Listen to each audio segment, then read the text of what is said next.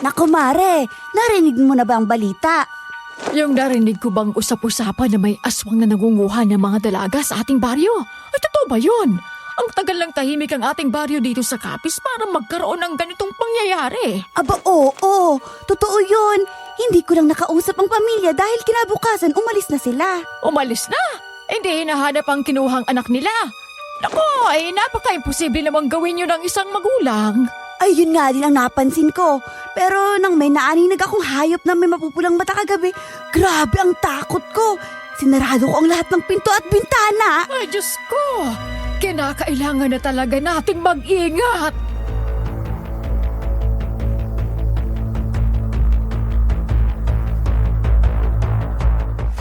Maikli lang ang buhay ng tao. Minsan hindi din natin alam kung aabot tayo sa 60 anyos o mas matanda pa. May mga pagsubok sa buhay na pilit na nalalagay ang ating sarili sa bingit ng kamatayan. Ngunit kung ikaw ang makakaranas ng ganito, lalaban ka ba? O tatanggapin mo na lang ang iyong kahahantungan? I-comment ninyo sa baba kung anong opinyon ninyo. At naiintriga ba kayo kung bakit nawawala ang mga dalaga sa baryo ng Capiz? Kung ganon, magpatuloy pa kayo sa pakikinig at subaybayan natin ang bagong kwento ng isang listener na naghatid ng sulat sa atin. Magandang araw, Sir Marvin. Ako po si Maya, ang matagal na ninyong tagapakinig sa channel. 70 years old na ako at hindi ko na din kaya magsulat ng mahaba, kaya ang pinasulat ko nito ay ang aking apo. Una, gusto ko munang magpasalamat sa pagtanggap ng aking liham. Gusto ko lang ibahagi sa inyo ang nangyari sa akin at sa kapatid ko noong mga bata pa kami. Ang mga araw na akala namin ay wala ng kasiyahan ang mabuhay. Tanging pagkapit lang sa isa't isa ang nagsisilbing lakas namin para magpatuloy. Gusto kong ibahagi itong aking kwento sa mga nakikinig, hindi lang para kilabutan sila, kundi para din magbigay ito ng aral. Nagsimula ang lahat noong nasa 20 anyos na kami ng kapatid kong si Pam. Ngunit nasa puder pa din kami ng aming malupit na tiyahin dahil wala kaming alam sa buhay sa labas. May mga tao talagang tulad namin. Iniisip namin kung impyerno na ang aming nararanasan sa aming malupit na tiyahin, paano pa kaya sa labas? Hoy! Magsigising na kayo! Hindi ko kayo pinapakain dito ng libre! May mga pera ba kayong pinatabi sa akin? Dalihan nyo! Ikaw, Pam, maglaba ka ng mga kumot at kurtina. At ikaw naman, Maya, mag-igib ka ng tubig. Ubos ng tubig natin. Opo, tiya. Lalabas na po. Kapag hindi ko pa kayo nakitang nakalabas at ginagawa ang mga inutos ko, buong araw kayong walang pagkain. Parang mas maaga tayong ginising ni tiya. Hindi pa nga sumisikat ang araw. Ang pangit na naman yata ng gising Ate Maya. Ang dami na naman niyang ipapalabang kumot at kurtina. Kakalaba ko lang ng isang araw Malapit na magpasko. May mga bisita na naman siyang paparating panigurado. Halika na. Baka maabutan pa tayo ni tiya dito sa loob ng kwarto.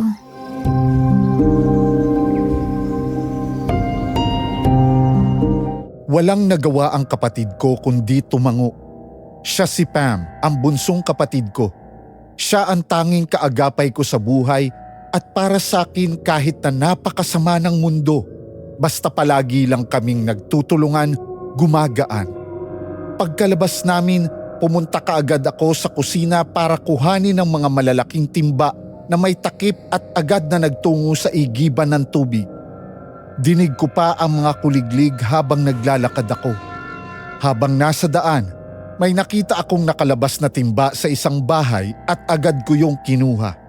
Palihim akong nag-iigib ng tubig sa mga kapitbahay namin dahil gusto kong mag-ipon para sa ireregalo ko sa kapatid ko. Sa araw ng Pasko kasi ang kanyang kaarawan, wala akong inaksayang oras. Tinapos ko ang pag-iigib ko at pauwi na ako nang biglang nakaramdam ako ng parabang may sumusunod sa akin.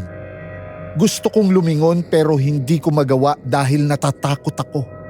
Mas bumilis ang yabag na naririnig ko. Sa ilang taong nag-iigib ako ng ganitong oras, Ngayon lang ako nakaranas ng ganitong takot. Biglang naalala ko ang kwentong narinig ko sa isang matanda na mayroong mabangis na hayop na nagpapalaboy-laboy sa aming baryo. Dahil sa sobrang takot, agad tumakbo ako at iniwan ang timba na binubuhat ko. Pagkarating ko sa bahay, agad na bumungad sa akin si Tia Paula.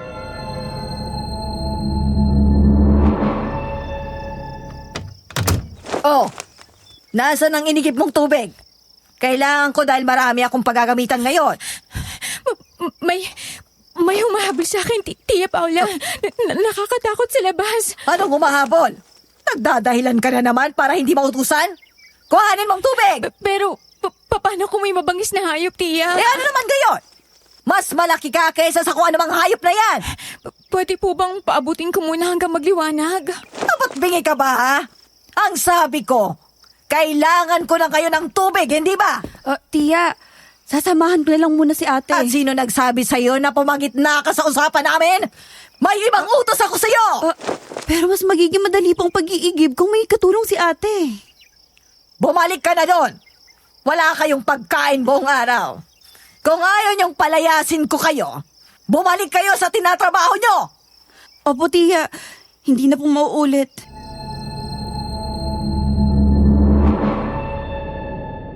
Hindi ko napigilang mapatungo at lumabas. Napatingin ako sa paligid at inalala ko ang sinabi ng aming nanay. Palagi lang namin siyang iisipin kung natatakot o nalulungkot kami. Maagang pumanaw si nanay dahil naaksidente siya noong nagtitinda siya ng kakanin sa daan. Walang nagbayad ng kasalanan at nakatakbo ang driver ng jeep. Simula noon, nanirahan na kami sa aming tiyahin dahil siya na lamang ang pamilya ni nanay. Nagkataong wala ding pamilya si Tia dahil ang pagkakaalam ko, nalulong sa bisyo si Tia kaya iniwan siya. Habang naglalakad, pinilit kong kinukurot ang sarili ko para mawala ang takot na nararamdaman ko.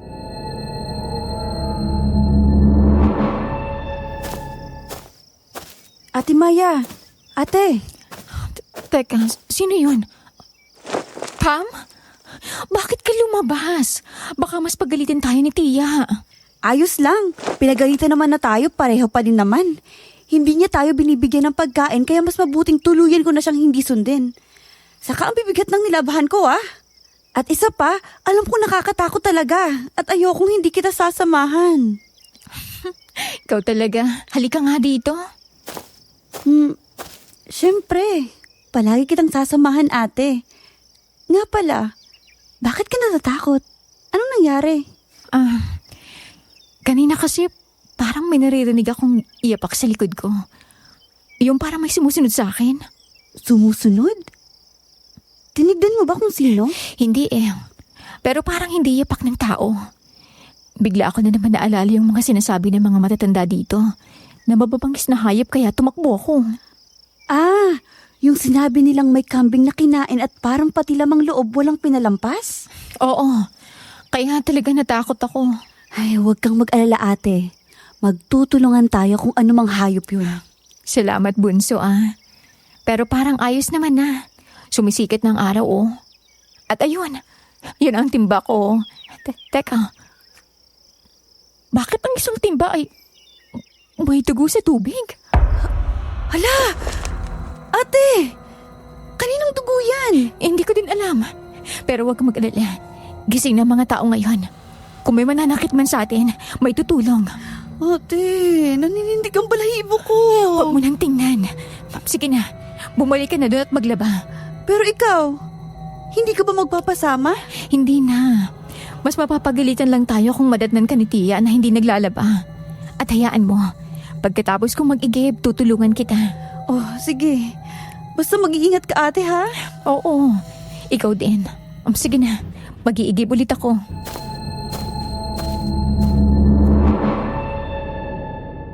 Naghiwalay na kami ni Pam. Binuhos ko sa damuhan ang tubig na may dugo, saka hinugasan ng timba at nag-igib ulit ng tubig.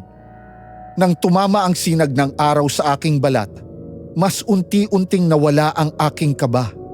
Nakita ko na ding lumabas na ang mga tao sa kanilang bahay. Alam kong wala ng kapahamakan. Pagkatapos kong umigib, dumiretso ako sa bahay at nadatnan ko si Tia na nasa kusina. Tahimik ko lang nilagay ang timba. Napansin kong tumingin lang sa akin si Tia Paula at hindi nagsalita. Napakunot noo ako dahil hindi ako sanay na hindi niya ako pinapagalitan, lalo na't sumikat na ang araw nang ibigay ko sa kanya ang tubig. Lihim na lang akong nagpasalamat at pumunta kay Pam para tulungan siya sa paglalaba. Pero pagdating ko doon, wala si Pam. Pumunta naman ako agad sa kusina at hinanap si Tia.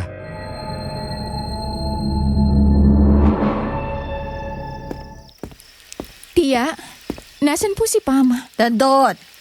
Pinagbihis ko ng magandang damit. Ikaw nang magpatuloy sa ginagawa niyang paglalaba. Bakit po? May pupuntahan ba siya? May bisita ako at kailangan maging presentable siyang tingnan. Iabot mo nga yung mantika sa akin, Maya. Eto po. Alam mo, sa ilang taon ko kayong pinakain at pinatuloy sa bahay ko. Ngayon lang ako nakaramdam ng labis na saya. Mababayaran na din ako. Ano pong ibig niyong sabihin? Ay, magpatuloy ka na dyan sa paglalaba. Makikita mo na lang mamayang sinasabi ko. Oh, ano bang iniintay mo dyan? Lumabas ka at baka tumaas na naman ang dugo ko sa'yo. Opo, Tia. Ano kayang ibig sabihin niyang bayad? Bakit parang kinakabahan ako? Teka nga, pupuntahan ko si Pam. Pam? Ate Maya? Pam? Teka, ba't nakakadena ang pinto? Ate! Tulungan mo ako! Kinalong ako ni Tia dito. Kinalong? Ano na naman bang gagawin niya? Hindi ko alam, ate. Naglalaba ako kanina nang hilahin niya ako punta sa kwartong ito at sinabing magbihis daw ako ng disente. Natatakot ako, ate. Parang may kakaiba siyang balak. Teka lang, bubuksan ko. Hindi ba't sinabi kong maglaba ka doon, Maya? Tia, bakit mo kinalong ang kapatid ko? Anong gagawin mo sa kanya? Wala kang pakialam sa gagawin ko sa inyo dahil pagmamayari ko kayo. Kung ayaw mo may masamang mangyari sa kapatid mo, sumunod ka sa mga utos ko. Tia, huwag mo pong sasaktan ang kapatid ko. Wala akong oras sa pagmamakaawa mo. Umalis ka sa kwartong yan at huwag kang lalapit hanggat hindi ko sinasabi. Pero natatakot po si Pam. Nawawala na ako ng pasensya, Maya. Opo, eto na po. Ate! Huwag mo akong iwan. Huwag kang mag-alala, babalik ako. Nandito lang ako.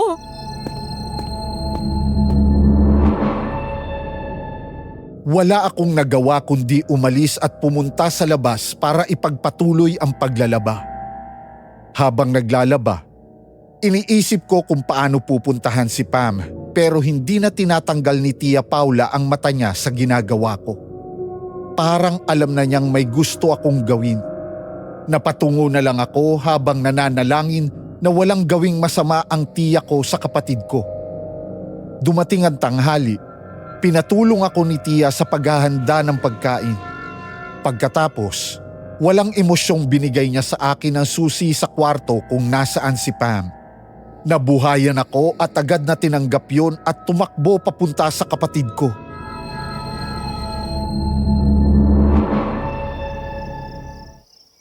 Pam, nandito na ako. Ate! Akala ko buong araw kong nakakulong dito. Ang dilim. Walang bintana o kahit anong daan na pwede kong labasan. Shh! Huwag kang mag-alala. Ligtas ka na. Oh, mukhang nandito ng bisita ko. Halika kayo, mga pamangkin ko. Pinapupunta kami ni Tia. Pero bakit? Noon palagi niya kaming pinatatago para hindi kami makita ng bisita. Pero ngayon... Magandang umaga, Don Obert. Masaya akong dumalaw kayo sa munting bahay ko. Magandang umaga. Pasok na po kayo, Don Obert. Kumuha ka ng abanikong pamaypay, Maya. Opo, Tia. Ang liit ng iyong bahay. Napakait. Ay, nako. Wala pa kisa kung perang pampaayos ng bahay ko, pero sana maging komportable pa din kayo. Maya, nasa na? Eto na po, Tia. Eto, gamitin mo muna. Eto nga pala ang magkapatid. Eto si Pam. ang bunso sa kanila. Ito naman si Maya, ang panganay. Pam, gusto ko siya. Walang problema. Mapapasayo siya. Anong ibig mong sabihin, Tia Paula? Itikom ang bibig mo, Maya. Kakaibang tingin niya sa akin, Ate Maya. Natatakot ako. Hawakan mong kamay ko. Huwag ka magkalala. Hindi ko hahayaang may mangyaring masama sa'yo. Malinis ba siya? Oo naman. Wala pang gumalaw sa kanya. Isa siyang berhen. Mabuti naman. May niluto pala kaming pagkain para sa'yo. Baka gusto mong kumain. Gusto kong magpahinga muna. Ah, May pwede ba akong matulugan dito? Napagod ako sa biyahe lalo na't sa liblib na baryo kayo nakatira. meron kaming kwarto. Dadalhin po kita doon. Siguraduhin mo munang hindi makakatakas ang dalagang yan sa kamay mo.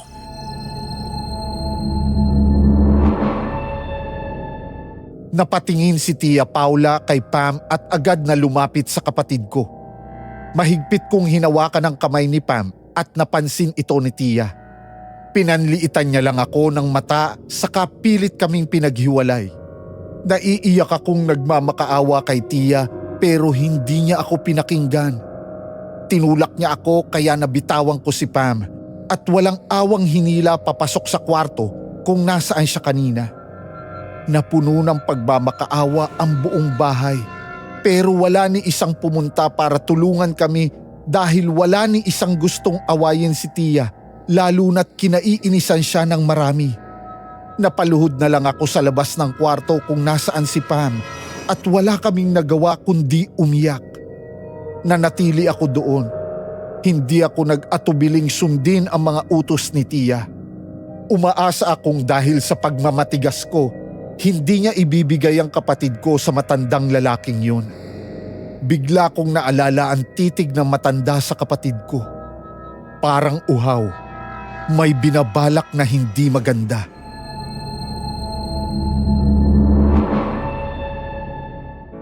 Tumayo ka na dyan at kailangan mo pang maglinis. Tia, nagmamakaawa po ako. Huwag mo ibibigay ang kapatid ko. At bakit naman hindi?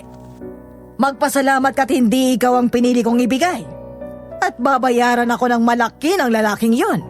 Kailangan ko din ng pera. Magtatrabaho po ako sa bayan. Lahat po ng pera ibibigay ko sa'yo. Huwag lang ang kapatid ko, Tia. Kaya ba na magiging trabaho mo ang bigyan ako ng malaking pera? Hindi! Kaya tumigil ka na sa kaiyak dyan! Tia, nagmamakaawa ako. Siya na lang yung pamilya. Wala akong pakialam! Ngayon lang kayo makakabayad sa lahat ng utang niyo sa akin! Kaya wag ka nang magmatigas!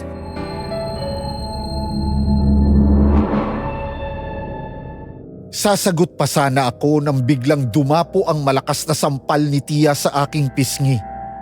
Napahinto ako sa pagsasalita. Ramdam ko ang hapdi sa aking pisngi kasabay ng pagpatak ng aking luha. Napapikit ako bago tumingin ng seryoso kay Tia. Ininda ko lahat ang kanyang pagmamaltrato sa amin noon, pero iba na ngayon. Hindi ko hahayaang saktan nila ang kapatid ko. Nang makita ni Tia ang galit sa mata ko, nanlaki ang mata niya at agad kong nakita ang galit sa kanyang mga mata. Walang pasabing hinila niya ang buhok ko kaya napahiyaw ako sa sakit.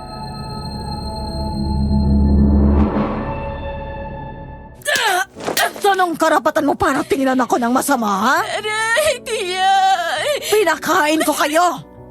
Dinamitan! Dito ang ibabalik mo sa akin? Wala kang utang na loob! Tia, nasasaktan po ako. Tingnan ko lang kung hindi ka madala sa ginawa mo ngayon. Halika dito. Wala kang sinili! Ate! Ate! Ayos ka lang ba? Tumahimik ka! Kung ayaw mong buhusan ko ng pinakulang tubig ang kapatid mo! Ayos lang ako, Pang. Dito ka na babagay! Hindi kita palalabasin dito hanggat hindi ka natututo sa pagkakamali mo! Tia, buksan mo po ang pinto. Huwag mo ibibigay sa matandang yun ang kapatid ko, Tia! Hindi mo ako mapipigilan! Dahil hindi ako yayaman kung palagi ko lang kayong palalamunin! Tia, wag! Nagmamakaawa ako!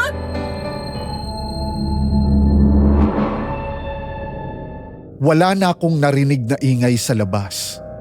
Ilang beses kong pinilit na buksan ang pinto pero tulad sa ginawa niya kay Pam, nakakandado ang labas ng pinto. Naiiyak akong napaluhod habang pilit pa din akong nagmamakaawa kay Tia Paula. Halos kalahating oras na ang lumipas. Wala pa din akong narinig na ingay sa labas. Napaupo na lang ako sa gilid at tumingin sa butas ng kwarto. Walang bintana sa loob kaya hindi din ako makakalabas. Malapit nang sumapit ang gabi. Pilit akong naghahanap ng taong pwede kong mahingian ng tulong pero ang nakita ko ay isang matipunong lalaking kadadating lang. Sisigaw na sana ako para humingi ng tulong nang biglang nakita kong kasabay ng paglubog ng araw, naging matutulis ang kuko nito at naging kulay itim ang mga kamay. Nanlaki ang mata ko nang lumabas ang matandang lalaki at hinawakan ang balikat ng matipunong lalaki saka may binulong dito. Mabilis naman na kumilos ang lalaki pagkatapos at pumasok sa bahay. Agad akong nabahala. Ramdam ko ang panginginig ng mga tuhod ko.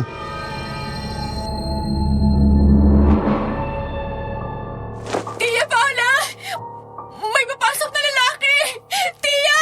Tumahimik ang babae ka! Kanina pa ako naririndi sa ingay mo! Tia, may papasok na lalaki! Matutulis ang kamay niya! Hindi ko alam kung anong nangyayari sa kanya! Pero masama ang kutob ko! Anong lalaki? Hindi mo ko madadaan sa kasinungalingan mo, Maya! Halima! Ang kapatid ko! Tia, buksan mong pinto! Kailangan ako ng kapatid ko! Anong nangyayari?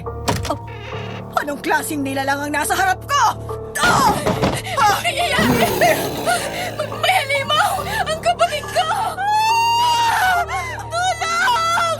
Pati Maya!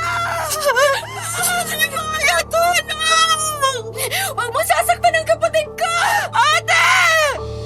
Pa! Huwag ka matakot! Ililigtas kita!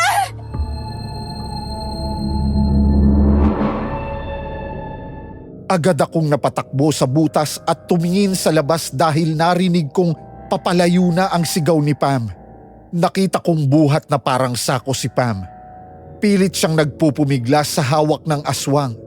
Nanlaki ang mata ko nang biglang ihampas ng halimaw ang ulo ni Pam sa sanga ng kahoy. Napahiyaw ako sa galit. Napatingala si Don Obert kung nasaan ako at bahagyang ngumisi. Nanginginig ang kalamnan ko habang nakatitig sa kanya na may pagbabanta. Biglang may lumabas sa likod niyang malaking pakpak. Lumipad siya tangay ang kapatid ko habang ako ay patuloy pa din sa pagsigaw. Lumabas na ang mga kapitbahay namin at pinuntahan kami. Maraming nakakita sa halimaw pero wala ni isang tumulong dahil sa takot. Paglabas ko ng kwarto, doon ko nakita si Tia Paula na duguan ang kanyang likod at may malaking kalmot. Hindi ako nakagalaw. Walang ibang nasa isip ko kundi ang kapatid ko. Dinala si Tia sa ospital pero nagpaiwan ako. May ibang nag-aalala sa sitwasyon ko. Nang umalis na sila, tumingin ako sa buong bahay. Nagkalat ang ibang mga gamit at may dugo pa sa sahig. Napaupo ako doon. Binuhos ang lahat ng aking emosyon. Ramdam ko pa din ang panginginig ng aking tuhod. Gusto kong hanapin ang kapatid ko pero hindi ko alam kung saan ako magsisimula. Inabutan na ako ng umaga, ngunit nakatulala pa din ako hanggang sa nahagip ng mata ko ang litrato naming dalawa ni Pam.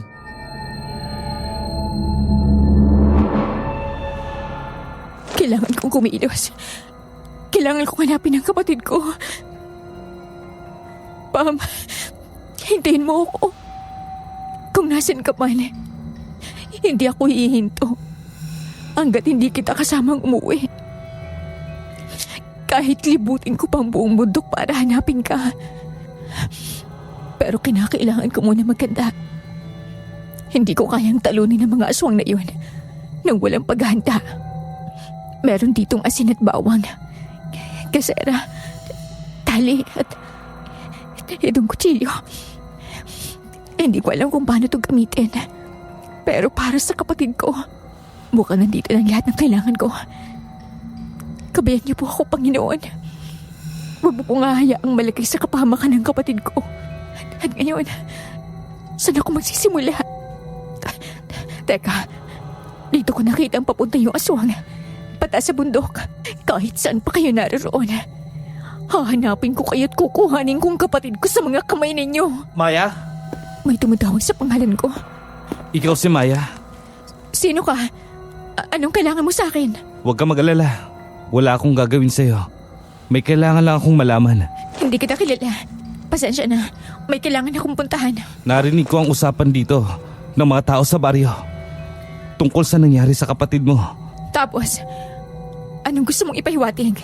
Gusto kong itanong sa'yo kung nakita mo ba kung saan sila nagtungo? Saan nagtungo ang...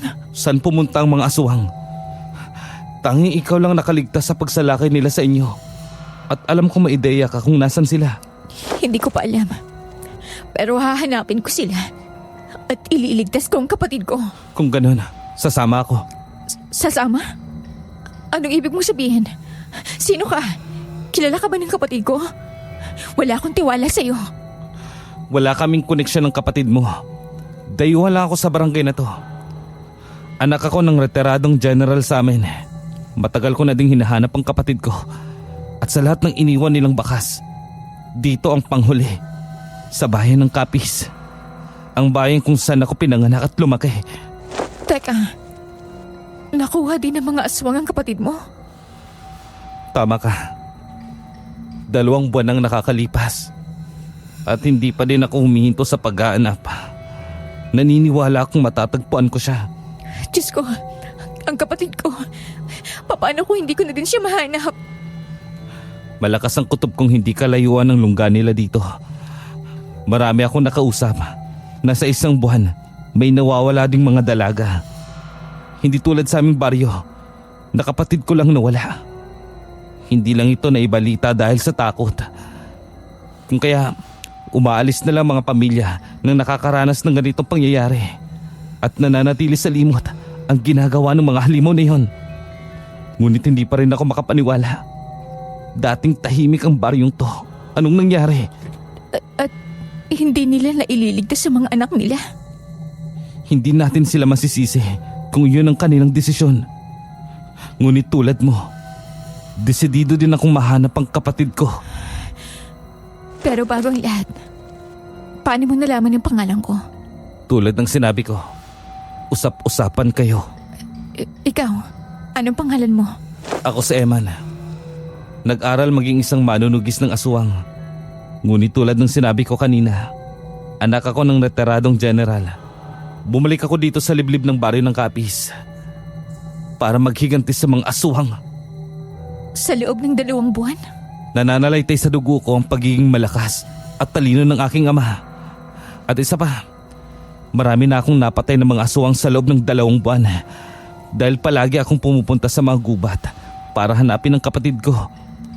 Hindi ko naiwasang makasagupa ang ibang mga gutom na aswang. Kung ganon, maaari tayong magtulungan. Hindi kita responsibilidad, pero gagawin ko ang makakaya ko para tulungan ka. Wala akong sinabing gagawin kitang protection ko. Sinabi ko lang magtutulungan tayo. Dito ko nakita ang pumuntang 2 aswang.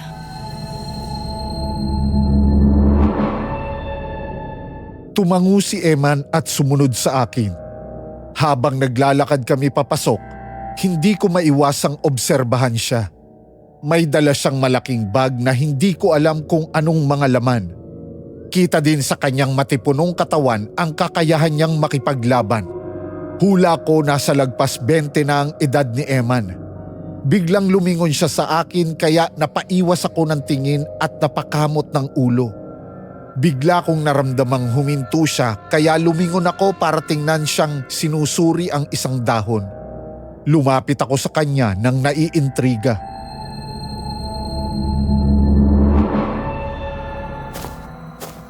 Anong tinitingnan mo? Ang laway sa dahong to, galing sa aswang. Ibig sabihin ba, malapit na tayo sa kanila? Hindi, pero pwede natin tong sundan para malaman kung saan sila nagpunta. Akala ko... sige, kung ganon, halika na. Ah! Oh, mag-ingat ka. Munti ka nang matumba dahil sa malaking ugat ng puno.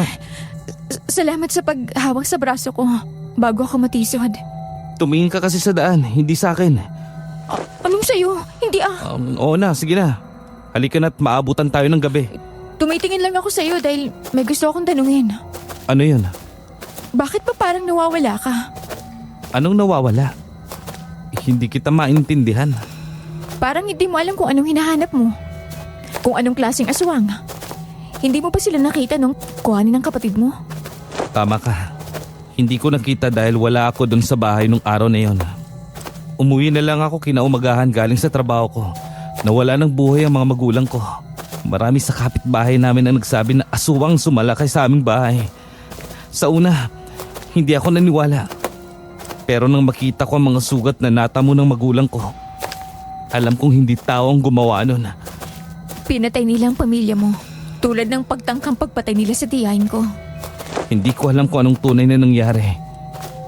Pero bago mangyari yon, kwento ni tata na may nakaaway siyang isang matandang lalaki sa palengke. Naalala ko pa nung sinabi ni tatay na nanindig ang balahibo niya nang makita niya ang mga nanilisik nitong mga mata. Hindi man ako sigurado pero alam kong konektado ang matandang lalaking yun sa mga aswang. O posibleng siya nga ang aswang. Alam mo, nagtataka din ako eh. Bakit ang ibang mga pamilya na umalis dito, tulad ng kinuwento mo, nakakaalis sa bari ng buhay? Pero ang mga magulang natin, hindi. Mukhang dahil sa parehong dahilan. May atraso ang tiyahin mo sa aswang. May posibilidad nga. Alam kong maikli ang pasensya ng tiyahin ko. At mukhang hindi niya nakilala na ang matandang pumunta sa amin kahapon ay ang nakaaway niya. Pero ang malaking tanong dito, bakit binuhay ka pa din ng aswang? Kung may atraso ang tiyahin mo sa kanya, pamilya ka pa din naman ng tiyahin mo, di ba?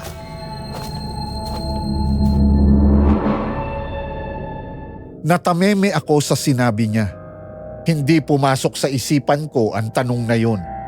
Hindi din naman ako tahimik kagabi at alam kong naririnig nila ang sigaw ko pero hindi ako pinuntahan ng aswang. Bigla kong naalala ang ngisi sa akin ni Don Obert. Parang may gusto siyang ipahatid sa aking mensahe. Hindi ko napansin na napahinto na pala ako. Naramdaman ko na lang ang tapik sa akin ni Eman kaya gulat akong lumingon sa kanya.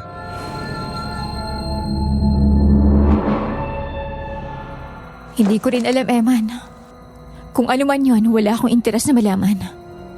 Nagpapasalamat na lang ako na hindi nila ako ginalaw. Ang gusto ko lang ngayon ay sagipin ng kapatid ko.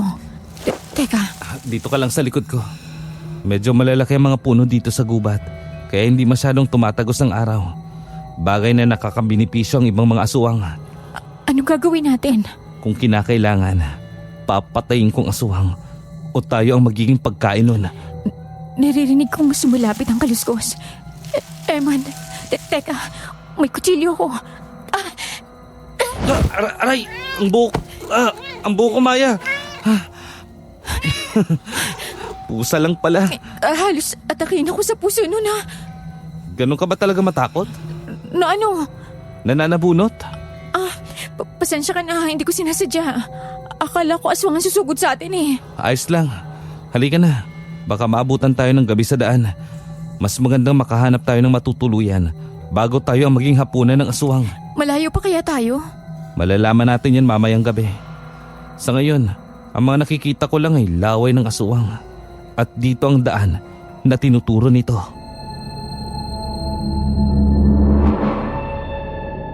Napatango na lang ako saka sumunod sa kanya. Habang nasa daan, hindi ko mapigilang mag-alala sa kalagayan ng kapatid ko. Kung si Eman ay inabot ng 2 buwan sa paghahanap, natatakot akong matagal din bago ko matagpuan ang kapatid ko. Ramdam ko ang pagod sa aking mga paa. Namamanhid na nga ito pero hindi ako nagreklamo. Sa tuwing nakakaramdam ako ng pagsuko, palagi kong nilalabas ang litrato namin ng kapatid ko. Inabot na kami ng hapon. Wala pa kaming kain ni Eman. Biglang huminto si Eman kaya nagtataka akong tumingin sa kanya. Nakatitig siya sa malayo at sinundan ko yun. Isang maliit na kubo ang nakatayo dito sa gitna ng gubat. Lumingon sa akin si Eman.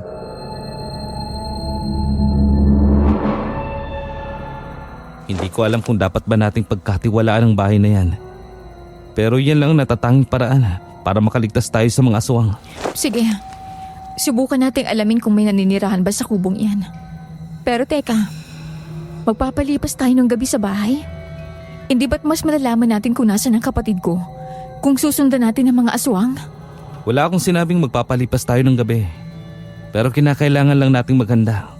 Kung maabutan tayo ng gabi dito sa labas at makikita tayo ng ilang mga aswang, hindi na natin magagawang sinasabi mong plano. Ayun, malinaw na sa akin. Sige, halika na. Teka lang, isa din pala sa dapat mong malaman. Hindi dapat tayo agad-agad maniniwala sa kahit anong bigay sa atin ng gubat. Anong ibig mong sabihin? Teka lang, wala na tayong oras pa para mag-usap. May nararamdaman akong presensya ng aswang. Kumawa ka sa akin. Diyos ko, tulungan mo kami. At sana maligtas namin ang mga kapatid namin.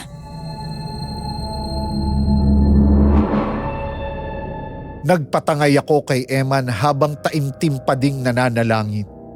Ilang hakbang pa, nakapasok na kami sa kubo pero laking gulat ko ng saktong pagbitaw ni Eman sa kamay ko. Saktong may humila sa kanya palabas. Napasigaw ako kasabay ng pagsarado ng pinto. Biglang umilaw ang mga gasera kaya napaatras ako. Pilit kong binuksan ang pinto pero hindi ito bumubukas. Nagsimulang makaramdam ako ng kaba. Sisigaw na sana ako ng tulong kay Eman nang may naramdaman akong presensya ng tao sa loob. Napahawak ako sa aking bag na dala.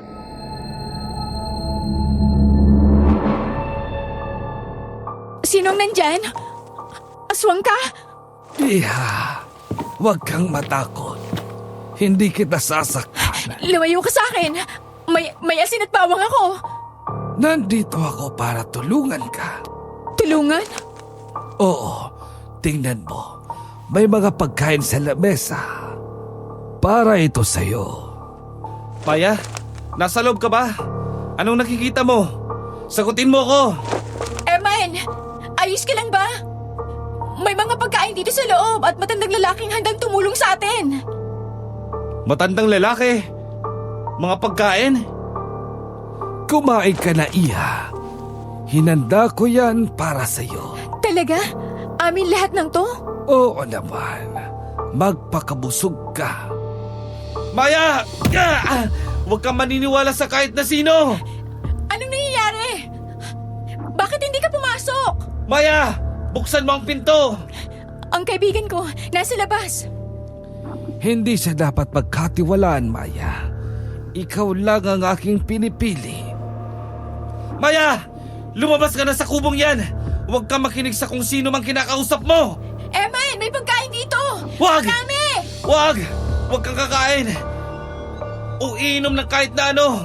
Maniwala ka sa akin! Hindi yan totoong pagkain! Anong sinasabi mo? Pagkain to! Hindi yan pagkain!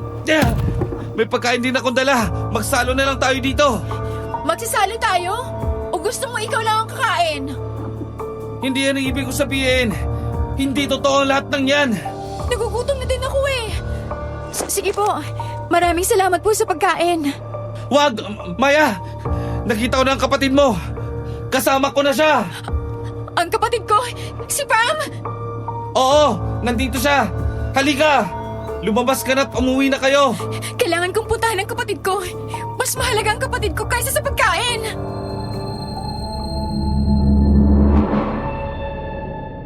Pagkasabi ko noon, biglang bumukas ang pinto at bumungad sa akin si Eman. Agad niya akong pinalabas at niyakap. Tinulak ko siya at hinanap ang kapatid ko. Tanging ang bumungad lang sa akin ay ang madilim na paligid. Nang hindi ko mahanap si Pam, lumingon ako kay Eman. Puno ng pag-asa ang aking mga mata. Nang makita ko siyang tumungo, doon ko nalaman na nagsinungaling lang siya.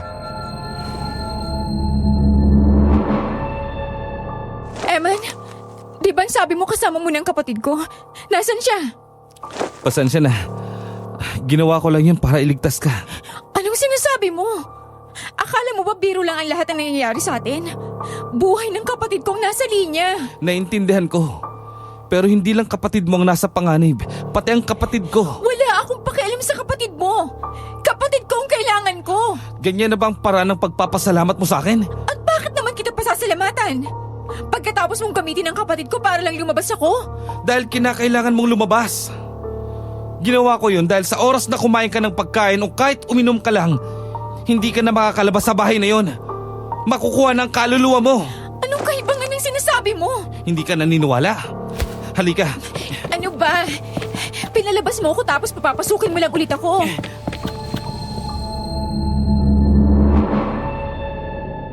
Hindi niya ako pinakinggan. Hinila niya ako papasok at nagulat ako nang makitang wala na ang pagkain sa loob. Madilim na ang paligid at wala na din doon ang matanda. Naguguluhan akong tumingin kay Eman pero hindi niya muna ako sinagot. May narinig kaming kaluskos sa bandang likod namin kaya kaagad niyang sinarado ang pinto.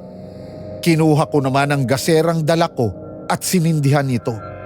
Hinanda naman ni Eman ang kanyang kagamitan.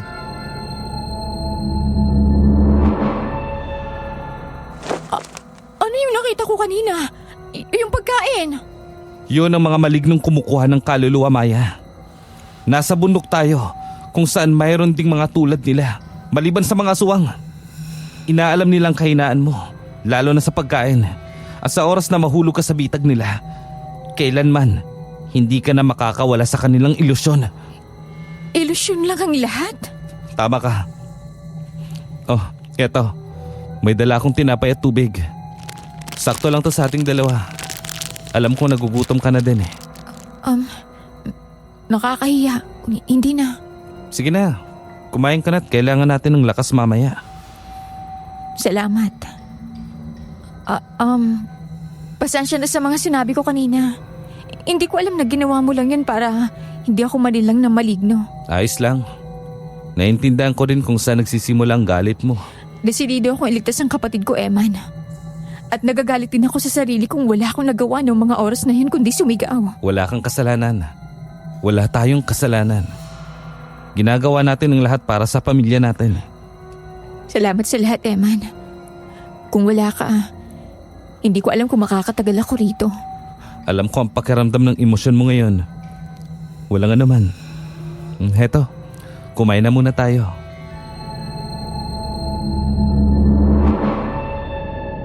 Ngumiti ako at tumango. Agad akong kumain at doon ko mas naramdaman ang gutom. Inubos ko agad lahat ng tinapay.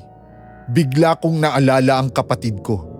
Hindi ko alam kung kumain na din ba siya o uminom man lang ng tubig. Habang inaalala ko ang kalagayan niya, mas nanunumbalik ang lakas ko. Kailangan kong maging matatag para sagipin siya. Nang matapos kong uminom ng tubig, lumingon ako kay Eman. Nakatingin siya sa isang litrato.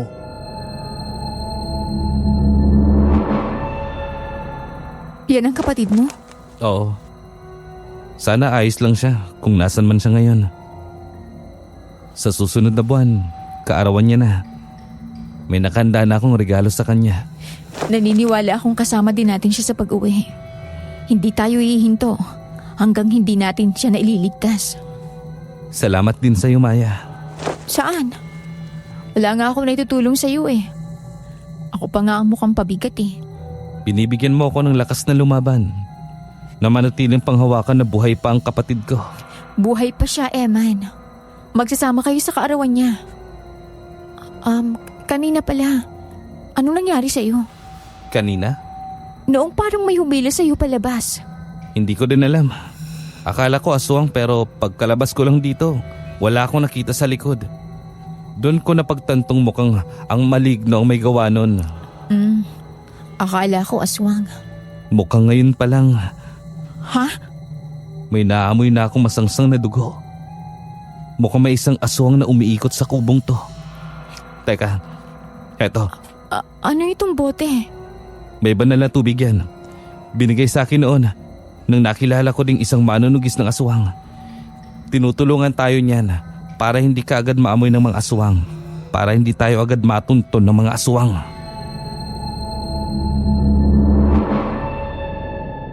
Naglagay ako ng likido sa aking kamay at pinahid ito sa aking buong katawan. Pinakiramdaman ko ang paligid, pero wala akong naaamoy o naririnig sa labas. Dahan-dahang tumayo si Eman at tumingin sa labas. Unti-unti na akong nakakaramdam ng panlalamig sa katawan. Sinasabayan pa ng pangangamba. Hindi nagtagal, tumabi na ulit sa akin si Eman. Tumingin ako sa kanya at naghihintay sa sasabihin niya. Sinenyasan niya akong tumahimik at halos mapalundag ako sa kaba nang biglang bumukas ang pinto at pumasok ang isang aswang. Nanlaki ang mata ko. Tumingin ako kay Eman. Sinenyasan niya pa din akong tumahimik at tinuro niya ang kanyang dalawang mata at sa aswang. Lumingon ako sa aswang at nakita kong may dalawang kahoy na nakatusok sa mga mata nito. At bulag pala ito. Ang katawan nito'y naaagnas na't naaamoy ko na din ang sinasabi ni Eman kanina. Napalunok ako at pinilit na hindi gumalaw. Gamit ang isang kamay, pinatay ni Eman ang gasera kaya naging madilim ang paligid at tanging ang buwan ang nagsilbing ilaw. Nang walang maramdamang tao ang aswang, dahan-dahan itong lumabas.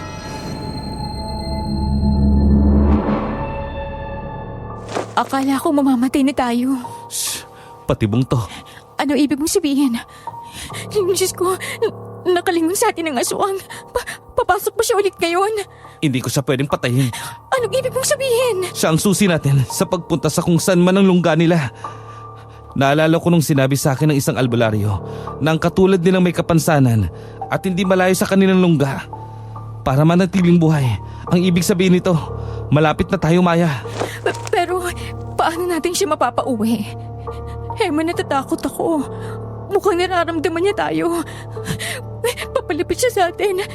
Teka, may asin. Wag, mas mapapahamak tayo kung gagawin mo yan. Kapag malaman niyang nandito tayo, hindi na siya titigil hanggat hindi tayo mahanap. Anong gagawin natin? Lilipat tayo. Siguraduhin mong hindi ka maglilika ng ingay. Diyos ko, Panginoon, tulungan mo kami.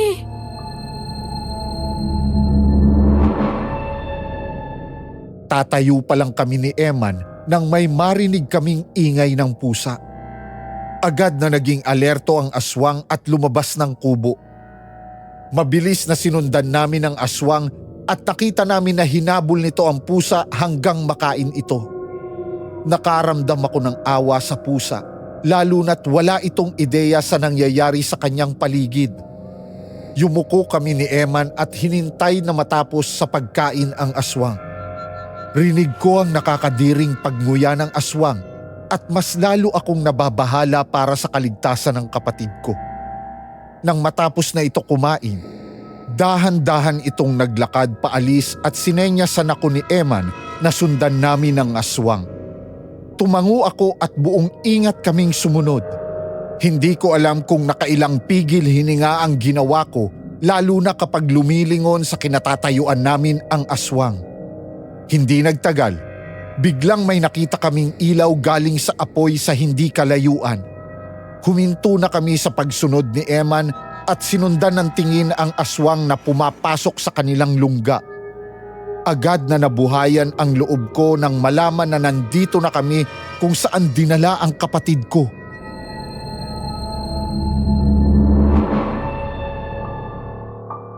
Kinakailangan na mag-ingat tayo. Eto, gamitin mo tong kutsilyo. 2 na lang ang bala ng baril kaya... Ayos lang. Meron akong dala. Sige, sabihin mo sa akin kung may naramdaman ka na kakaiba sa paligid. Papasok tayo sa lungga nila. Kaya mas kinakailangan natin ng pag-iingat. Salamat sa paalala. Huwag ka mag-alala. Hindi ako gagawa ng ikapapahamak ng mga kapatid natin. Sige, dito na muna tayo dumaan. Teka, may nakikita akong mga aswang na nakapalibot sa malaking apoy. Parang may ginagawa sila. Sa wakas, makukompleto na ang 10 dalaga para sa 10 mga binata. Anong ginagawa nila? Magaganap ang lahat bukas. Araw ng kabilugan ng buwan. Diyos ko, anong gagawin nila sa kapatid ko? Mas magiging malakas ang mga binatang ating kalahi dahil ang mga nakuha nating mga dalaga ay wala pang nakakagalaw. Malinis! Humayo kayo't saksiyan bukas ang ating pagtitipon! Eman, anong ibig sabihin nila? 10 mga babae? Hindi ko din alam, Maya. Ngunit hindi maganda ang kutob ko. Diyos ko, ang kapatid ko. Teka, may naririnig akong yabag. Kailangan kong puntahan at iligtas ang kapatid ko. Maya, sandali lang. May nakapalibot sa ating mga aswang. Sinasabi ko na nga ba? Obert! Alam kong pupuntahan at mahanap mo kami. Hindi nga ako nagkamali. Nasaan ang kapatid ko? Si Pam? Sa ngayon, maayos ang kalagayan niya. Huwag kang mag-alala. Pakawalan niyo siya! At ang ibang mga babae! Pakawalan! Nagbibiro ka ba? At ikaw, bakit ka nandito? Teka, kamukha mo ang dalagang. Isa sa kapatid mo ang kinuha din namin? Ang lalakas ang loob ninyong puntan kami kung saan nandito ako. Ang malakas sa mga lahi ng aswang. Bakit kayo naparito? Hindi ninyo lungga ang baryong to. Dahil mas marami kaming nabibiktimang mga tao dito. Mga mangmang at mas pinapanatiling manahimik kaysa lumaban.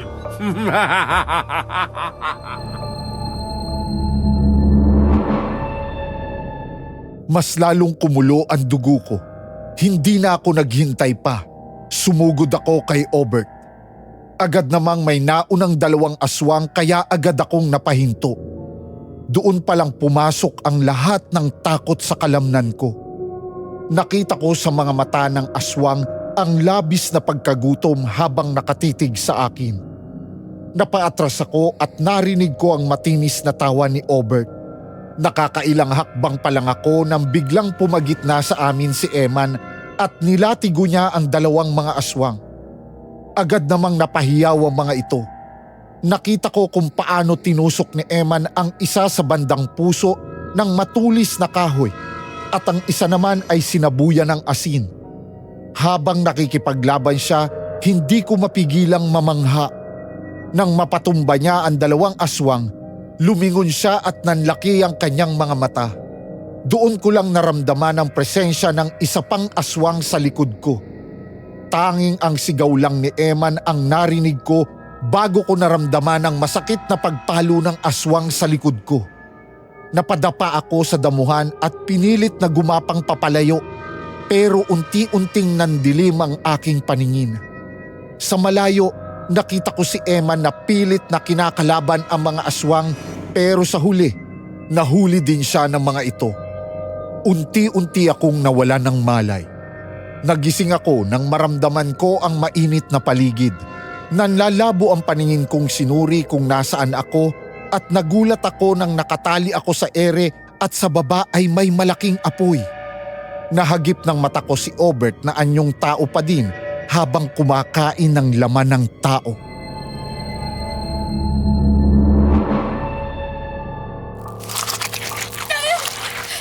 Pakawalan niyo ako! Gising ka na pala. Walang iya ka. Nasaan ang kapatid ko? Pakawalan mo ako! Pakawalan. Pagkatapos mong maglakas loob na pumunta dito, akala mo papakawalan na lang kita agad? Nasaan ang kapatid ko? Ang kapatid mo pa din? Hindi magtatagal. Mamamatay ka rin naman. Bakit mo pa siya hahanapin? Hindi ako mamamatay. Pareho kaming lalabas dito ng buhay. Talaga? Ang lakas din ng spirito mo, Maya. Ang tanga din! Isinusumpa ako! Ngayong araw din ang pagbagsak mo! Ay, natatakot na ako. Man! Oh, Man! ang kaibigan mo pala. Mukhang nangihina na. Pinaglaruan kasi ng mga kalahi ko. Nandito lang siya sa baba. Kasi mamaya, siya naman ang papalit sa'yo. Hindi ako susuko ng basta-basta. Hindi lalo na't nandyan ang kapatid ko. Hindi ko hahayaang saktan niyo siya.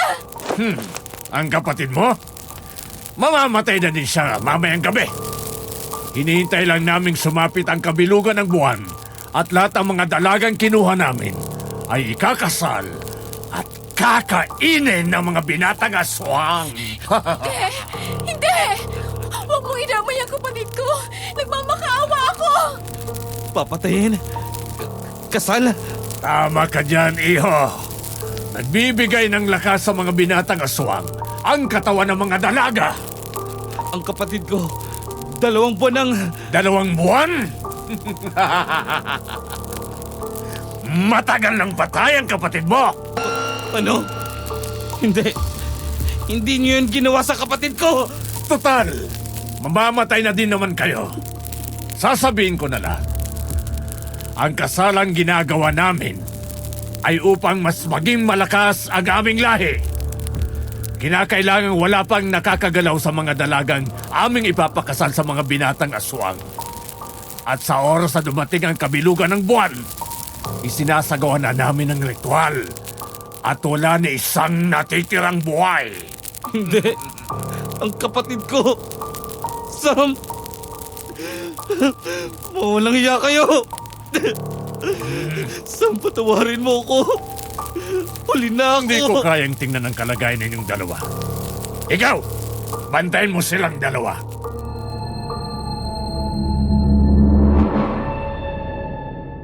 Bago tuluyang umalis si Obert, lumapit siya sa binata at mukhang may binulong kay Eman.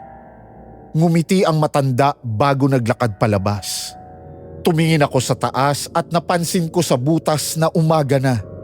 Alam kong kung gusto naming makatakas, ngayon ang magandang oras.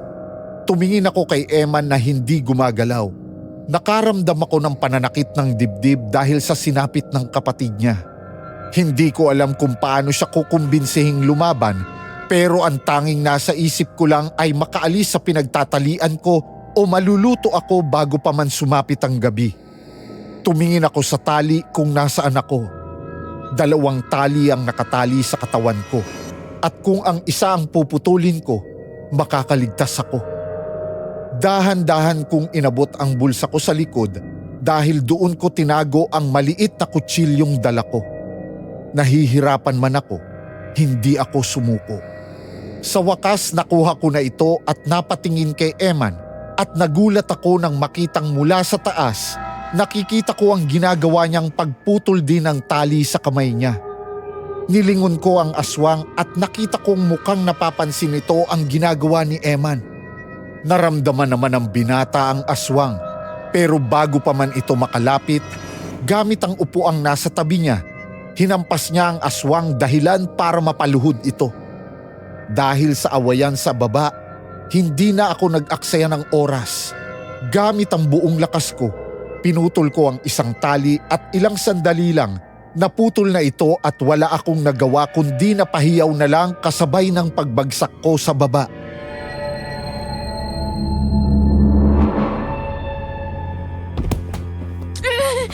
Aray! Ang likod ko! Paya, magtago ka doon. Ang aswang! Papalapit sa akin!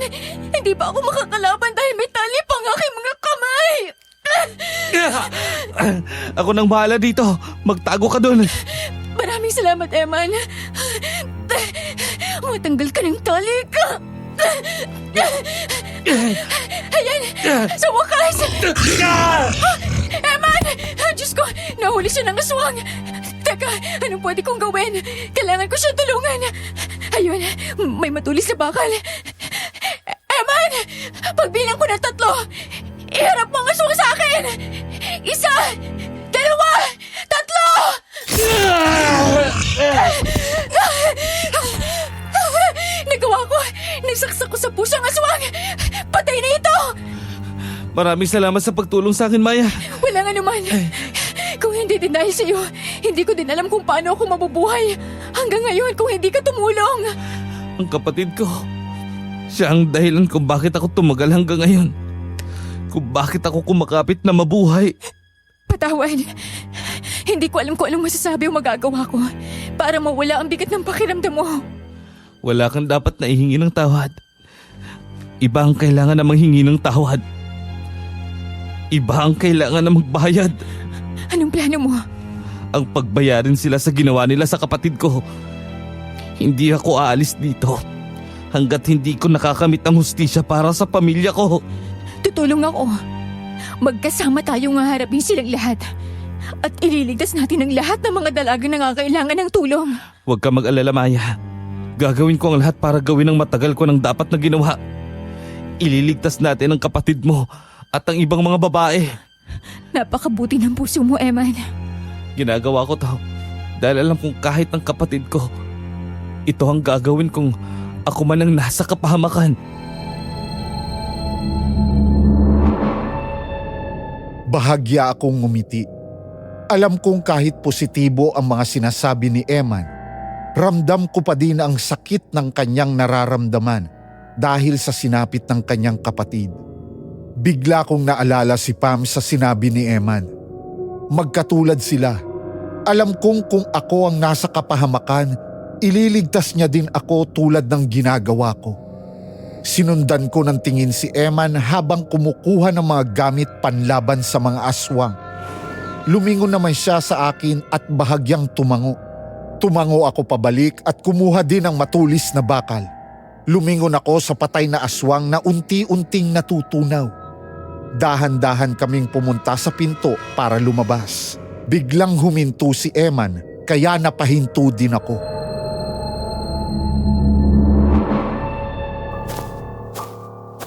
Bakit? Anong nakita mo? May nakita akong dalawang katawan ng tao at hawak nila ang isang dalaga. Talaga? Ang kapatid ko? Hindi ko siya nakita, pero magandang pangitain to. Pwede natin silang sundan.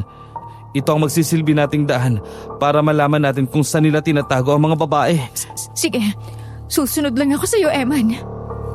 Hanggat maaari, panatilihin nating hindi gumawa ng ingay. Umaga ngayon at mahina ang kanilang mga abilidad. Kaya magamit natin to para matalo sila. Halika, lumabas na tayo. Dahan-dahan lang. Parang may naririnig akong paparating sa likod natin. Dito tayo magtago. Siguraduhin ninyong hindi makakatakas ang dalawa, lalo na ang isang dalaga. Siya ang bubuo sa pangsampu nating alay ng birhen. Teka, kaya hindi niya tayo pinatay dahil ikaw ang ikasampu, Maya. Hindi ako papayag. Hindi mangyayaring sinasabi nilang ritual. Ano? Ano patay na? Hanapin ninyo sila. Siguradong hindi pa sila nakakalayo ngayon. Peste! Baka walang silbi! Tama nga ang hinala ko. Mahina sila tuwing umaga. Ni hindi tayo napansin ni Obert. Kung ganun, mas malaki ang tsansa na maligtas natin sila. Ayun, doon sila lumiko. Halika. Akong bahalang tingnan ng likod natin kung merong paparating.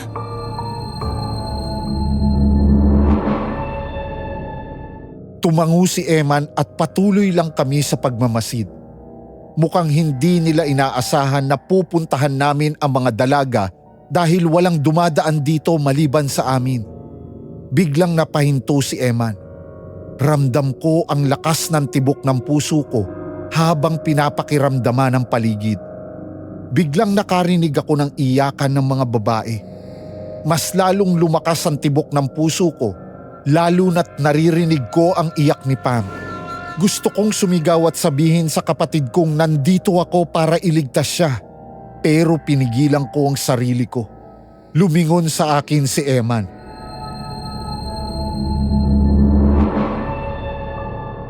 Maya, masyadong marami ang mga suwang na nakapalibot sa kanila. Anong ibig mong sabihin? Ikaw ang kinakailangan kong unang iligtas. Dahil kung wala ka, hindi matutuloy ang ritual. Hindi! Nandun pang kapatid ko! Makinig ka sa akin. Sa oras na makuha ka nila at patayin nila ako, wala ni isa na sa atin na makakalabas dito ng buhay. Wala akong gamit para pangontra sa kanila. Pero umaga ngayon, di ba? Sabi mo nga may laban tayo. Pero marami sila, Maya.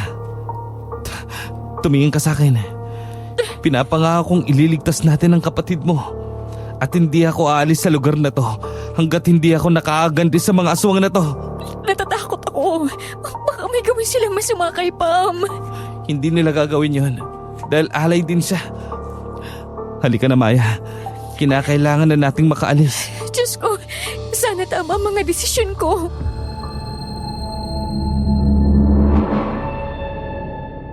Nagpatangay ako kay Eman habang hindi pa din nawawala sa pandinig ko ang iyak ni Pam. Nang makakita kami ng liwanag, alam namin yun na ang lagusan palabas. Mas bumilis ang aming kilos at ilang sandali lang, sinira ni Eman ang pinto, pero bago pa man ako makalabas, naramdaman kong may humawak sa aking kamay.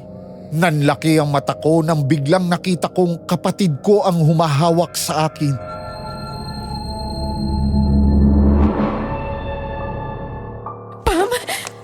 Ate, huwag kang lumabas. Huwag mo akong iwan. Pam, halika, tatakas tayo. Hindi pwede. Hindi na ako pwedeng lumabas. Maya, hindi yan ang kapatid mo. Anong hindi? Siya si Pam. Kilala ko ang kapatid ko. Pam, halika na. Ililigtas kita sa mga aswang. Makinig ka sa akin, Maya. Kung kapatid mo siya, lalabas na siya ngayon sa liwanag. Ate, ako ang paniwalaan mo. Pumasok ka ulit dito. Pam! Bakit? Bakit hindi ka lumabas? Hindi pwede. Ikaw ba talagang kapatid ko? Ate, ako nga ito. Maniwala ka sa akin. Alam mo din bang bukas na ang kaarawan mo? Oo naman. Oo, ate. Halika. Pumasok ka na. Hindi! Nagkakamali ka. Sa araw pa ng Pasko!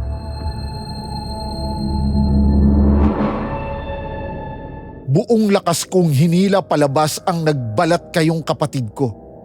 Isang matinis na sigaw ang pumalibot sa buong paligid habang tinitingnan namin ang aswang na unti-unting bumabalik sa sariling anyo habang natutunaw sa araw.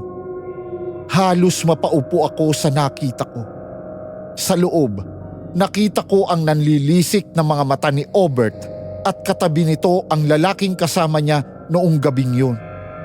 Bago pa man ako makapagsalita, hinila na ako ni Eman palabas at papasok sa gubat. Huminto na lang kami nang napadaan kami sa isang parte ng gubat kung saan mas tumatagos ang sinag ng araw.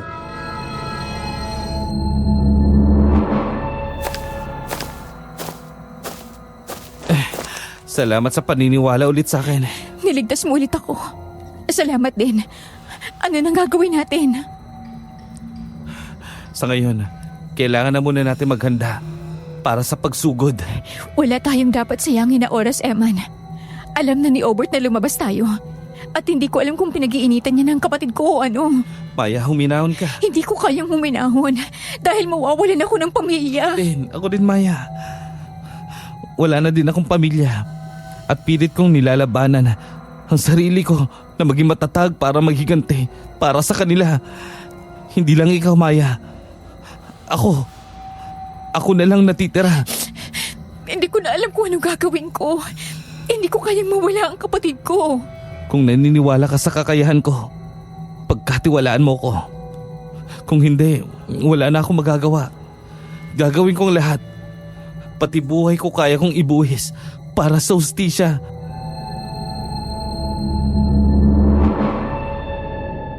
Tumalikod siya at naglakad papalayo sa akin. Hindi ko alam kung anong gagawin ko.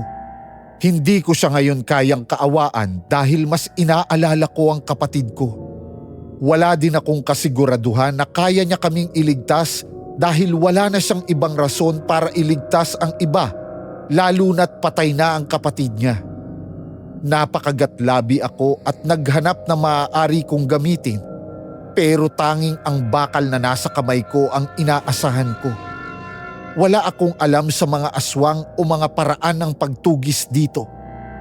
Napaluhod na lang ako sa damuhan at napaiyak. Ilang sandali lang, may naramdaman akong kamay sa balikat ko. Tumingala ako at nakita ko si Eman.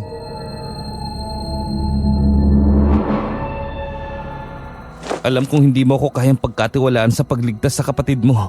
At tama ka nga doon. Mas uunahin ko ang gusto kong mangyari kaysa sa pagligtas sa kapatid mo. o sa ibang mga babae. At bakit mo ako binalikan? Para ba sabihin niya sa akin? Hindi. Para gawin to. Ano? Bakit mo ako pinatali? Eman, bitawan mo ako! Ito lang ang tanging paraan para matuloy ang plano ko, Maya. Patawad. Ano ba? Alisin mo tong tali sa katawan ko, Eman! Nahihibang ka na ba? Oo, nahihibang na ako. At alam ko sa sarili ko, kung nagsisinungaling lang ako, kung sasabihin kong kaya kong tumulong sa inyo habang ako ay may iwan na wala. Eman, huwag mong gawin to! Gagawin kitang pain, Maya. Ikaw ang magiging dahilan kung bakit silang lalapit sa akin. Ikaw ang magiging susi ko para magawa ko ang plano ko. Eman, hindi ka ganyang klaseng tao. Mabait ka! Hindi mo ko kilala. Lahat ginagawa ko para mailigtas ang kapatid ko, kahit pa ibuwis ko ang buhay ko. Pero ngayong wala na siya, wala nang rason. Hindi! Galit ka lang! Huwag mo sa akin gawin to! Sa lahat ng mga inosenteng babae! Galit na galit ako, peste! Hanggang sa puntong hinihiling ko na lang na maging pareho tayo ng pinagdaraanan.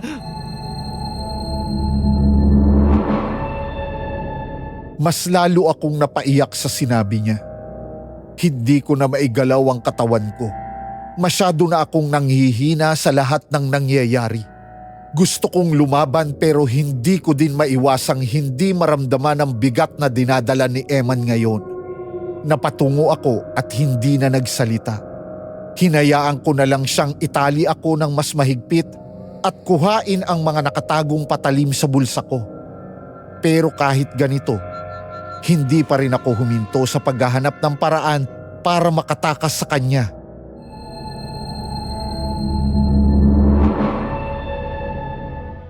Kung ito lang din ang gagawin mo sa akin, pwede bang ikwento ko muna sa iyo ang buhay namin ng kapatid ko? Wala nang silbang pagpapaawa mo sa akin, Maya. Buo ng desisyon ko. Dahil sa mga sinabi mo, mas natauhan ako. Alam mo bang, nung mga bata pa lang kami na ang pinakamaswerte sa buong mundo. Ang mga magulang namin hindi nag-aaway. Inaalagaan kami ng maayos. Itigil mo na yun, Maya. Pero hindi ko alam na sa loob ng 14 na taon, mahihiwalay kami sa mga magulang namin. Namatay sila dahil sa isang aksidente. Naiwan kaming dalawa ng kapatid ko. Pilit kong tinatanong sa Panginoon kung bakit niya ito hinayaang mangyari sa amin. Ngunit alam mo ba ang palagi niyang sagot sa amin? Ang nagpaparamdam na malakas kami kaysa sa inaasahan namin. Dahil mga wala kaming pinag-aralan, walang kaalaman sa pamumuhay sa labas, kinakailangan naming makituloy kay Tia. Ang kinatatakutan kong nag-iisang pamilya ni Mama. Ang pamilya ni Papa, matagal nang wala sa mundo. At hindi nga ako nagkamali. Para kaming nakatira sa impyerno. May mga pagkakataong gusto na naming sumuko ng kapatid ko pero ginawa naming lakas ang isa't isa para patuloy na mabuhay. Patuloy na lumaban. Kaya hindi ko kaya mawala yung kapatid ko, Eman. Sinabi ko nang tumigil ka na. Hindi ko kailangan ng walang kwenta mong kwento. Pareho tayong nawala ng pamilya at wala akong panahon para pakiramdaman ng sakit na dinadala mo. Tama ka nga, Eman. Hindi ka tulad ng inaasahan ko. Pero kahit anong gawin mo sa akin, hindi ako susuko hanggat hindi ko na ililigtas ang kapatid ko. Dito kita itatali at hihintayin ko ang gabi. Sana hindi ka magsisi sa ginagawa mo ngayon, Eman.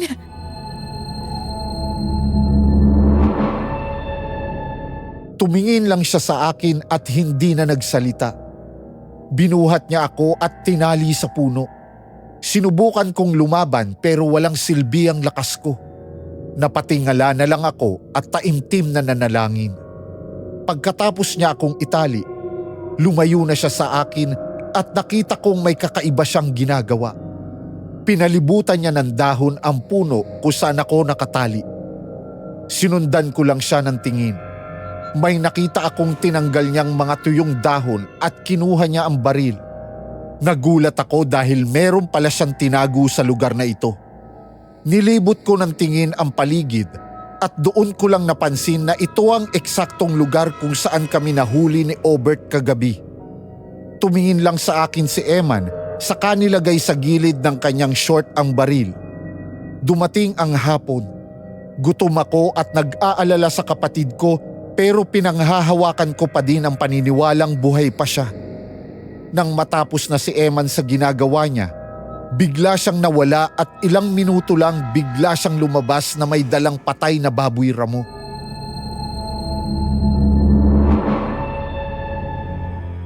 Anong gagawin mo? Kailangan na mahanap ka nila kaagad. Talaga bang kailangan mong umabot sa ganito, Eman? Tulad ng sinabi ko, hindi na magbabago ang desisyon ko, Maya. Kung ganun, hindi kita mapipigilan.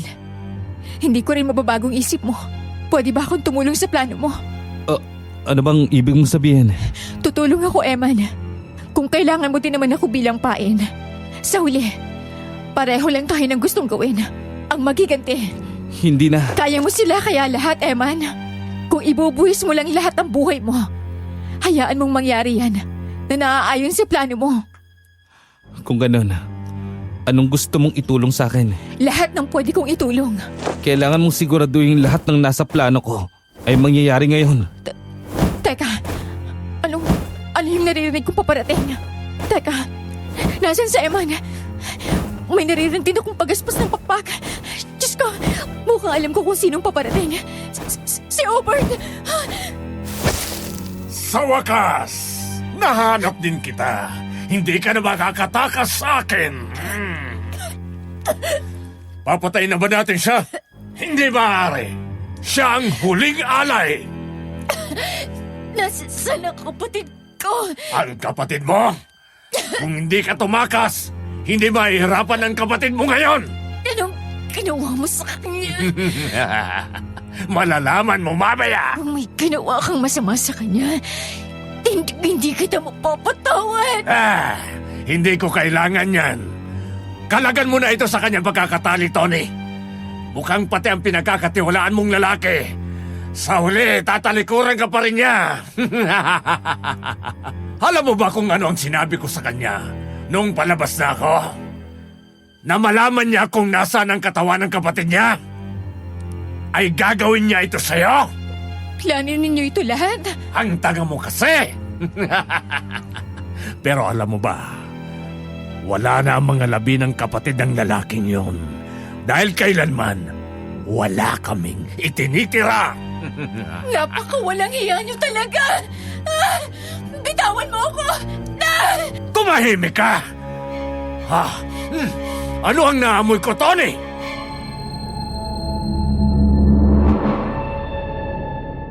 Napalingon ako sa paligid at nakita ko si Emma na nagtatago sa dilim.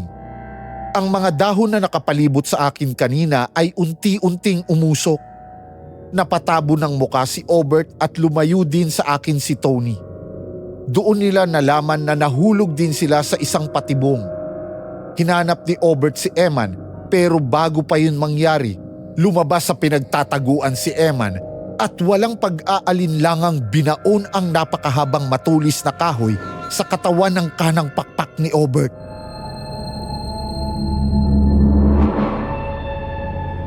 Tony! Ang anak ko! Anak mo? Hayaan mo akong gawin ang ginawa mo sa pamilya ko sa anak mo! Ano itong usok na ito? Naghihina ang katawan ko! Ito ang tinuro sa akin ng maraming albularyong nakatagpo ko dahil sa paghahanap sa inyo. Daon ng sambong na pinatakan ng banal na tubig at kandila. At ngayon, sa wakas, hindi ka na makakawala sa mga kamay ko. Bitawan mo ang anak ko! Eman, maabot ka ng matutulis niyang pakpak! Pagbabayaran ninyo ang ginagawa ninyo sa akin! Ako ang namumuno sa mga aswang! At kaya ko silang papuntahin ngayon din! Hindi, Ama. Hindi maaari. Kailanman, hindi maaaring mapakita ng kahinaan ang namumuno sa ating lahi. Dahil kung mangyari yon, mawawalan ka ng kapangyarihang makontrol ang iba. Hindi ko kayang pabayaan ka, anak. Hindi ako mamamatay. Hindi.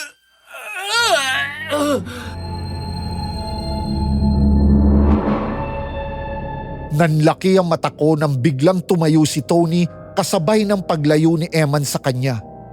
Malakas na sumigaw ang halimaw at pumunta sa umuusok na mga dahon. Balak na sana niya itong patayin nang hinampas siya ng latigo ni Eman. Napaluhod ang aswang sa ginawa ni Eman. Gusto kong tumulong pero masyadong mahigpit ang tali sa kamay ko. Nang tuluyang mapahiga ang aswang sa ginawa ni Tony, lumingon si Eman kay Obert at nakita itong nanghihina na din. Hindi ko na alam ang gagawin ko. Ang tanging nasa isip ko lang ay ito na ang malaking pagkakataon para sagipin ang kapatid ko. Biglang tumingin sa akin si Eman at lumapit. May dala siyang kutsilyo. Napalunok ako. Hindi ko mabasa ang nasa isip niya. Biglang hinawakan niya ang kamay ko at sa isang pitik lang, lumuwag ang tali sa katawan ko. Hindi siya nagsalita. Tumalikod lang siya at tiningnan ang dalawang aswang. Alam kong pinakawalan niya ako kaya walang pag-aalinlangang tumakbo papunta sa lungga ng mga aswang. Pagdating ko doon, ang mga aswang ay nagkumpulan na sa gitna ng may malaking apoy. Wala pa akong nakitang mga dalaga sa labas. Maingat akong pumasok sa lungga nila at pumunta sa daan kung saan nakakulong ang mga dalaga. Walang mga aswang sa dinadaanan ko at laking pasasalamat ko ito. Biglang nakita ko ang pamilyar na pinto. Hindi na ako nagdalawang isip, agad ko yung binuksan at nakita ko ang siyam na dalagang takot nang makita ako.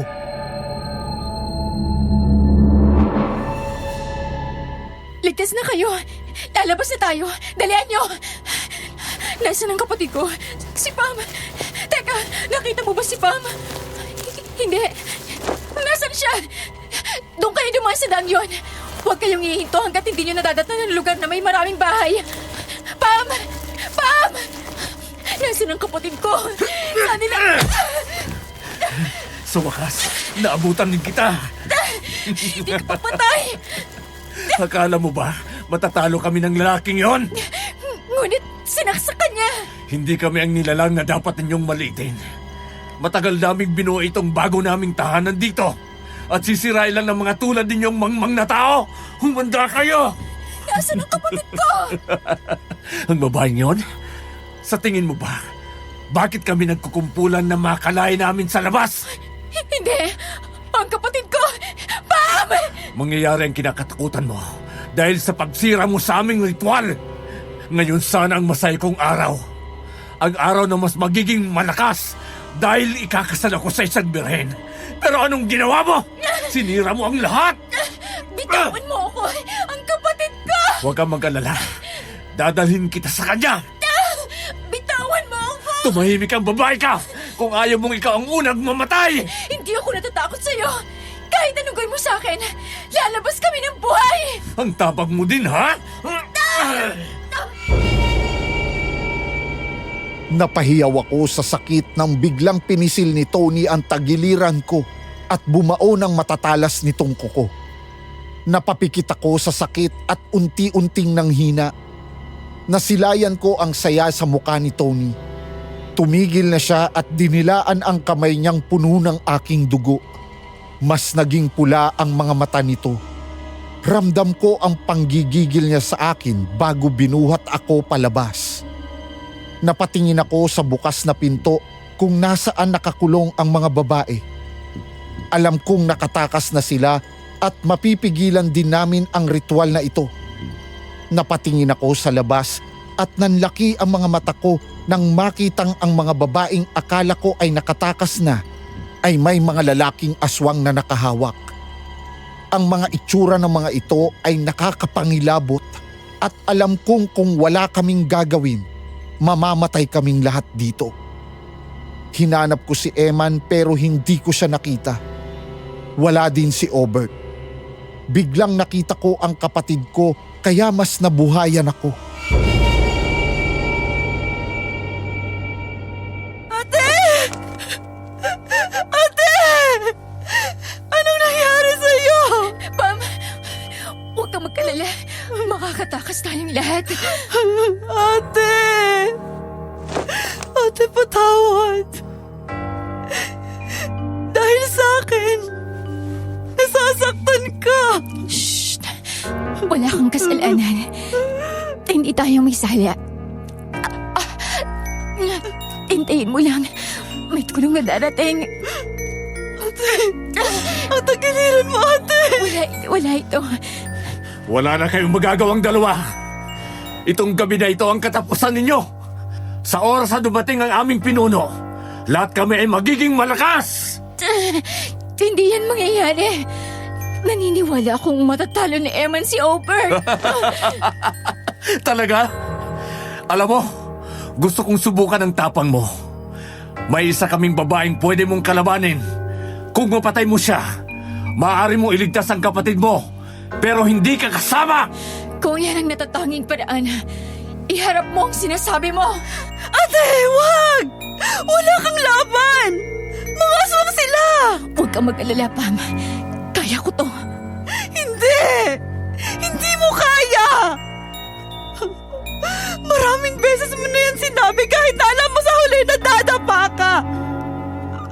Nagmamakaawa ko, ate. Wag! Kung ito lang ang paraan para iligtas ka, hindi ako magkaalinlangan. Hindi! Ate! Tumahimik ka! Huwag mong sasaktan ang kapatid ko. Pumayag na ako, kaya huwag mo siya sasaktan. Ilabas ninyo ang mga kalaban ng babaeng ito. Siguraduhin mo lang na hindi siya mamamatay. Kailangan siya sa ritual.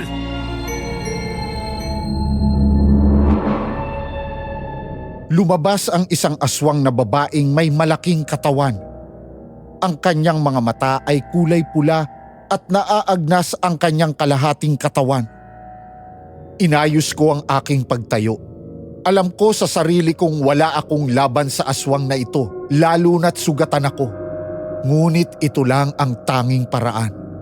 Hindi pa man ako nakakapaghanda, biglang sumugod ang aswang at kinalmot ako sa muka. Napahiyaw ako sa sakit at bago pa man niya ako makalmot ulit, sinipa ko siya. Pero hindi siya masyadong natablan. Napaatras lang siya ng kaunti. Ngunit hindi pa din ako nagpatinag. Kumuha ako ng malaking batong nasa damuhan at pinalo ang kanyang ulo. Dahil doon napaupo ang aswang. Napuno ng hiyawan ng paligid. Naririnig ko na din ang sigaw ng kapatid ko. Nanlilisik ang mga mata ng aswang na tumingin sa akin bago tumalon. Hindi ako nakapaghanda sa pagsugod niya, kaya nadaganan niya ako. Ramdam ko ang bigat ng katawan niya, kaya hindi ko siya maitulak. Gamit ang batong hinampas ko sa ulo niya, kinuha niya iyon at hinampas din sa ulo ko. Napahiyaw ako at nagsimulang makaramdam ng hilo. Ramdam ko na din ang likidong dumadaloy sa noo ko.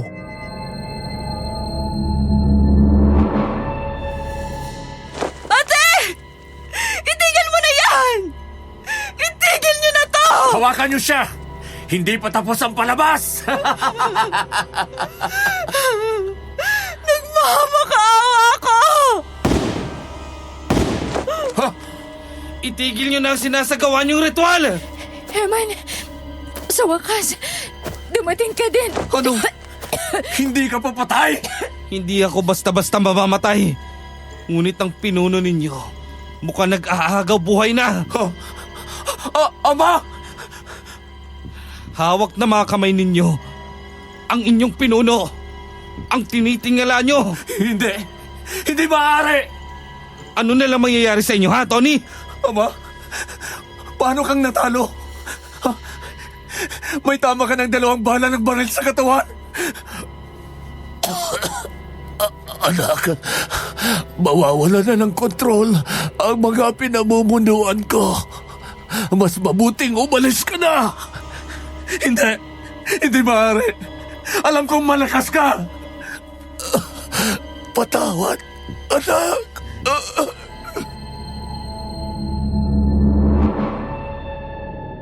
Iniwan na sila ni Eman at lumapit siya sa amin at sa ibang mga dalaga. Tila nawalan nga ng kontrol ang ibang mga aswang dahil pinakawalan nila ang mga dalaga at pumunta sila lahat kay Obert. Nanlaki ang mata ko sa aming nakita. Nakikipaglaban si Tony sa lahat ng mga aswang na gustong patayin ang kanyang ama. Napuno ng hiyawan at sigawan ang paligid. Hindi na kami nagsayang pa ng oras. Tinulungan ako ni Eman patayo at nanguna siyang naglakad papunta sa daan palabas ng gubat. Kahit na masakit ang aking katawan, pinilit kong lumaban. Nangangalahati na kami ng pagtakbo nang biglang matisod ako. Doon ko mas naramdaman ang pagod.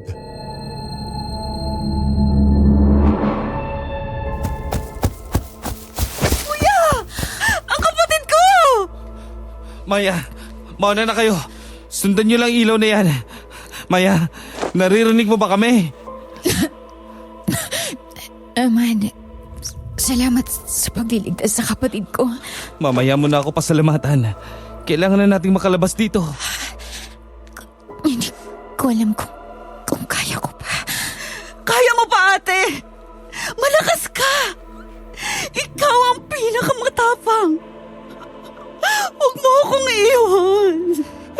Nagmamakaawa ako, ate! Mahal na mahal ka ng ate mo. Mahal na mahal din kita, ate! Kuya! Tulungan mo ang kapatid ko! Kailangan na natin siyang itakbo sa ospital. Sige! Magtutulungan tayo! Sa wakas, tapos na ang laban. Tama lang ang desisyon ko magtiwala sa'yo. Kahit hindi mo alam kung anong gagawin ko, binuwis mo din ang buhay mo. Dahil alam kong mabuting tao ka, Eman. Kahit hindi ko alam na maaaring mangyari yun kay Obert. Dahil yun ang narinig nating usapan nila kanina. Doon ko napagtanto na hindi maaaring maipakita ang kahinaan ng pinuno sa kanyang pinamumunuan. Kaya pinatay nilang sarili nilang pinuno. Oo.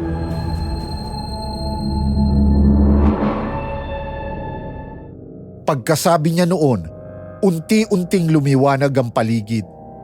Nasa labas na ang mga dalaga at naghihintay sa amin. May mga tao na din doon. Mas lalong gumaan ang pakiramdam ko. Alam kong ligtas na kami. Hindi ko na lang namalayan, bumigay na ang katawan ko at hindi na nagtagal, unti-unti akong nawala ng malay. Hindi ko alam kung ilang araw akong walang malay. Nagising na lang ako, nakatabi ko si Pam at sa kanan naman nakaupo si Eman at nakapikit ang mga mata. Bahagya kong ginalaw ang kamay ko kaya nagising si Pam.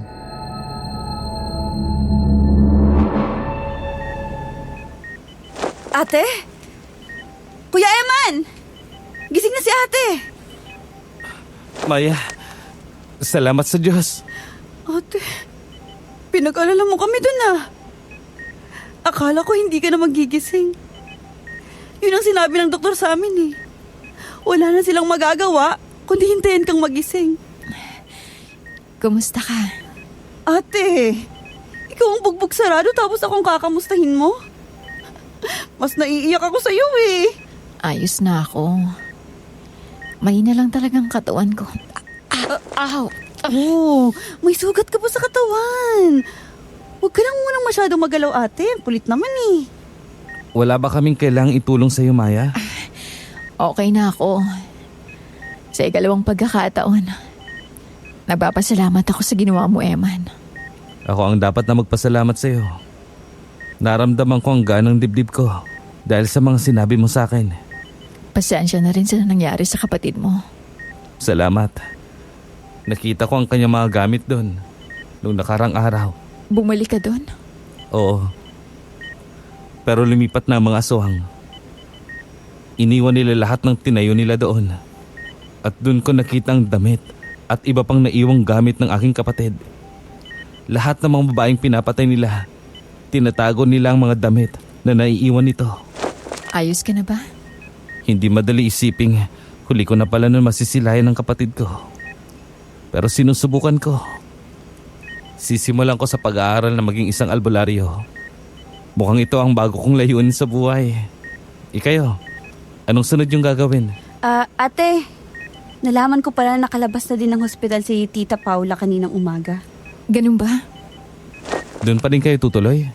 Sa kabila ng ginawa niya sa'yo? Sa inyo? Wala kaming ibang malalapitan, Eman. Kung ganun, ireklamo niyo siya. Hindi na. Maya! Pam! Ligtas kayo? Tia Paula, May dinaramdam pa ang mga bata.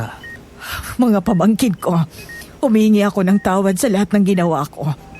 Nalaman ko lahat ng pagkakamali ko. At nung nabalitaan kong nangyari sa inyo, doon ko napagtanto kung gaano ako kasama sa inyo. Patawad. Dahil sa inyo ko inilabas ang galit mula sa pamilyang nang iwan sa akin. Tia, hindi ko po alam kung anong sasabihin ko. Sa totoo lang, takot po akong magtiwala muli sa inyo. Gagawin ko ang lahat para magbago. Ikaw lang ang pamilyang tumulong sa akin nung malapit na akong mamatay. Kaya labis ang pasasalamat ko at pagsisisi sa lahat ng nagawa ko. Paano namin malalaman na hindi mo nagagawin ng perahan ulit ang dalawa? Alam kong naging masama ako, ngunit maniwala kayo. Magbabago na ako. Aayusin ko na ang buhay ninyo, ang buhay natin. Hindi ko na kayo pahihirapan. Hindi na ako gagawa ng ikapapahamak ninyo.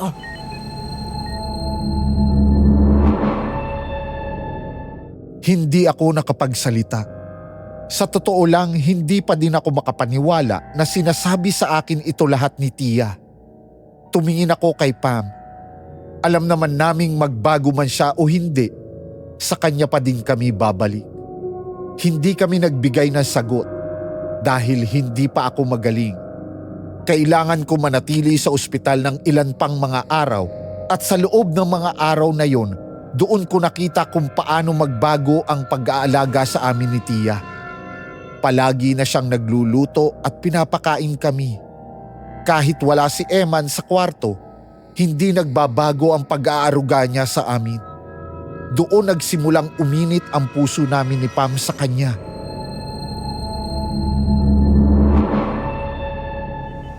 Oh, kumain ka pa, Pam. Ikaw din, Maya.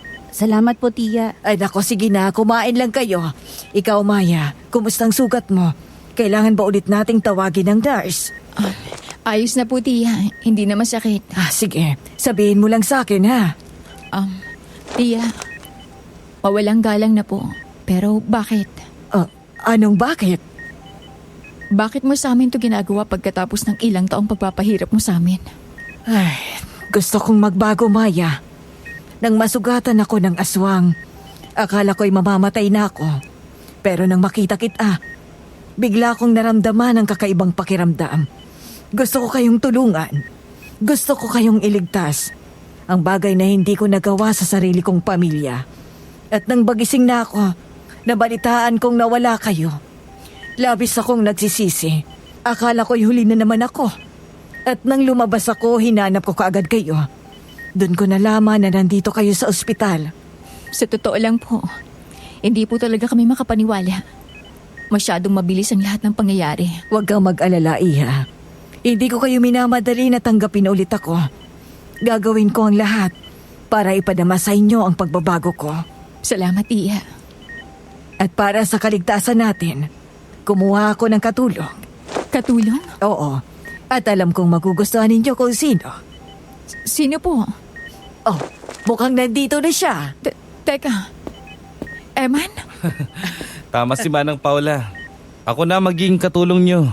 Pumasa ako dahil isa akong manunugis ng aswang at nag-aaral na maging isang albularyo. Sabi ko na't magugustuhan ninyo.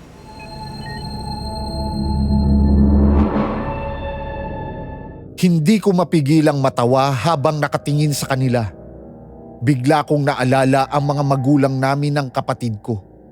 Ganito kasaya at kainit ang aming pamilya. At mukhang mararanasan ko na ulit ito. Hinawakan ako ni Tia sa kamay at maamong ngumiti sa akin. Lumingon ako kay Pam at pareho kaming tumango. Alam naming sa araw na ito, tinatanggap na namin si Tia Paula.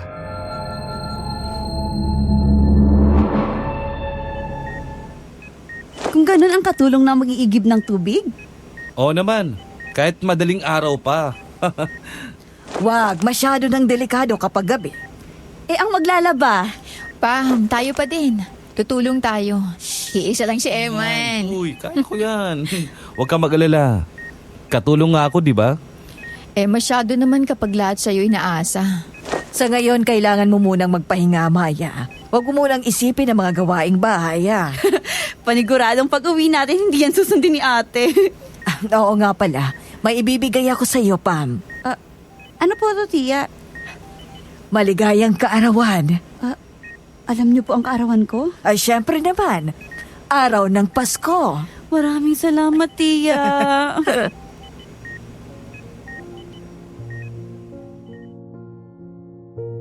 Napangiti ako sa nakita ko. Wala nang mapaglagyan ang saya sa aking puso. Napatingin ako kay Tia at nakita kong nagbago na talaga siya. Hindi ko na malayan na napaluha na pala ako. Marahan kong hinila si Tia at niyakap.